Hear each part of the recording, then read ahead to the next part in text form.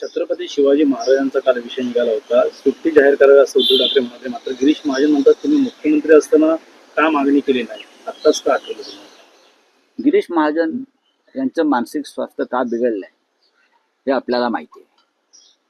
ते अनेक खटलेबाजीमध्ये अडकून पडलेले आहेत. त्याच्यामुळे त्यांना माहीत नाही. माननीय उद्धव ठाकरे साहेबांनी देशात सुट्टी जाहीर करावी असं सांगितलं. कळलं? मिस्टर महाजन जरा ऐकून घ्या, कानातले बोळे काढा आणि ऐका.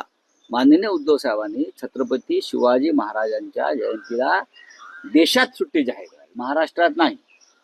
महाराष्ट्रात आहे, देशात सुट्टी जाहीर करावी अशी मागणी केलेली आहे. ही का मागणी केली?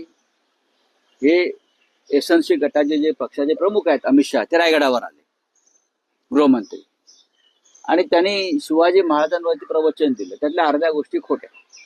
शिवाजी महाराजांचा उल्लेख एकेरी केला, औरंगजेबाच्या कबरीला समाधीचा दर्जा दिला. हे यांचं छत्रपती शिवरायांचं प्रेम.